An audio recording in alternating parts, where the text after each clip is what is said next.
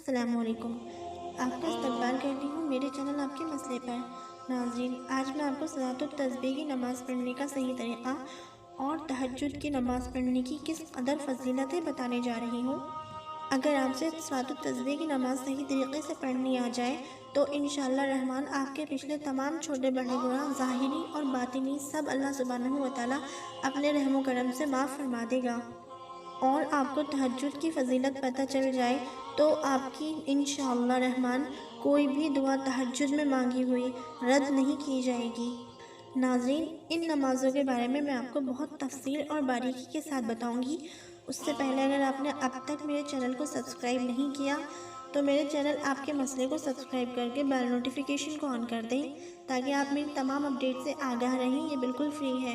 ناظرین، آپ اس حدیث کو ضرورت مند لوگوں تک پہنچا کر کار خیر میں شامل ہو سکتے ہیں۔ آئیے ناظرین، جانتے ہیں ان نمازوں کی فضیلت کیا ہے اور ان کو آپ کو کس طریقے سے ادا کرنا ہے۔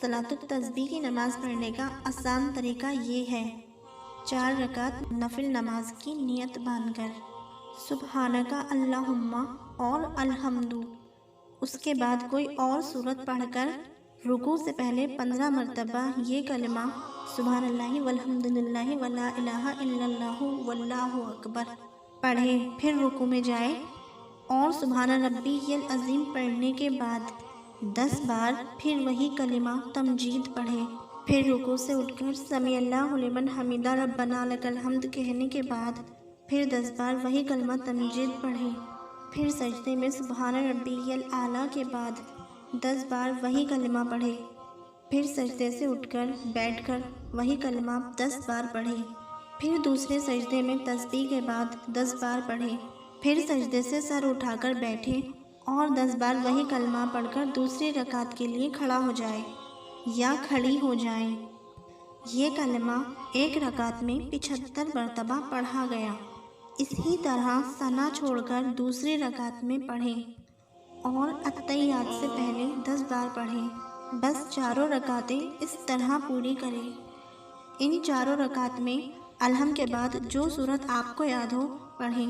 نبی کریم صلی اللہ علیہ وآلہ وسلم نے اپنے چچا صاحب کے طفیل میں ہم غلاموں کو یہ نعمت عطا فرمائی ہے کہ تم لوگ بھی اگر یہ نماز پڑھا کرو گے اللہ تعالیٰ تمہارے بھی تمام چھوٹے بڑے گناہ معاف فرما دے گا۔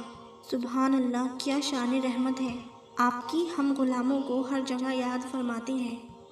تہجد کی نماز پڑھنے کا ثواب۔ پچھلی رات کو صبح ہونے سے پہلے نماز پڑھنے کو تہجد کی نماز کہتے ہیں۔ یہ نماز اللہ تعالیٰ کو بہت پیاری ہے اور اسے لاڈلی نماز بھی کہا جاتا ہے۔ ہمارے نبی سرور کائنات صلی اللہ علیہ وآلہ وسلم پر فرض تھی اور آپ کی امت کے لوگوں پر سنت ہے۔ جو مرد یا عورت اس نماز کو پڑھے گا دنیا میں کسی کا محتاج نہیں ہوگا، قبر کے عذاب سے بچے گا، قبر میں روشنی ہوگی۔ یہ نماز قبر کا چاند ہے اور قیامت کے دن تہجد کی نماز پڑھنے والا 70 آدمیوں کو بخشوائے گا، اور جب قبر سے اٹھے گا تو اس کا چہرہ نور کی روشنی سے چمکتا ہوا ہوگا۔ نبیوں نے، ولیوں نے اور نیک بندوں نے اس نماز کو ہمیشہ پڑھا ہے۔ اس نماز کا اتنا بڑا ثواب اس لیے ہے کہ آرام اور نیند چھوڑ کر پڑھی جاتی ہے، جو بڑی ہمت کا کام ہے۔ جیسی محنت ویسی اجرت۔ سرور کائنات صلی اللہ علیہ وآلہ وسلم فرماتے ہیں، جب کوئی مرد یا عورت تہجد کی نماز پڑھنے کو اٹھتا ہے تو اللہ تعالیٰ فرماتا ہے، اے فرشتوں دیکھو میرے بندے کی طرف، کیسی میٹھی نیند چھوڑ کر میری عبادت کے لیے اٹھا ہے۔ تم گواہ رہو، ہم نے اس کو بخش دیا اور ہم اس سے حساب نہیں لیں گے، اور جنت میں اس کو نبیوں کے ساتھ رکھیں گے اور دوزخ اس پر حرام ہے۔ اور ارشاد فرمایا سرور کائنات صلی اللہ علیہ وسلم نے، جب آدھی رات گزر جاتی ہے اور ایک حصہ باقی رہتی ہے، اللہ تعالیٰ بڑی رحمتوں والا اور برکتوں والا اترتا ہے پہلے آسمان تک، پھر فرماتا ہے کوئی بندہ مانگنے والا، جو وہ مانگے اس کو دیا جائے، کوئی ہے دعا کرنے والا، اس کی دعا قبول کی جائے، کوئی ہے گناہ بخشوانے والا کہ اس کے گناہ بخش دیے جائیں۔ اسی طرح ہمیشہ صبح تک اعلان فرماتا ہے، اللہ تعالیٰ جسم سے پاک ہے، اترنا چڑھنا اس کی شان عظیم کے خلاف ہے۔ اس کا مطلب یہ ہے اللہ تعالیٰ کی خاص رحمتیں تہجد کی نماز پڑھنے والے بندوں پر برستی ہیں۔ اے انسان، کتنی بڑی رحمت اللہ تعالیٰ کی ہر ایک رات میں ہے اور تو اس سے غافل ہے۔ اٹھ اور ہمت کر اور اس نماز کی برکتیں حاصل کر۔ دنیا میں بھی اس نماز کے پڑھنے والے کا چہرہ نورانی ہو جاتا ہے۔ تہجد کی نماز پڑھنے والا اگر دوپہر میں ذرا آرام کر لے اور سو جایا کرے تو اس کو قیلولہ کہتے ہیں۔ اس میں سنت کے ثواب کے علاوہ یہ بھی فائدہ ہے کہ دماغ میں اور عقل میں طاقت پیدا ہوتی ہے۔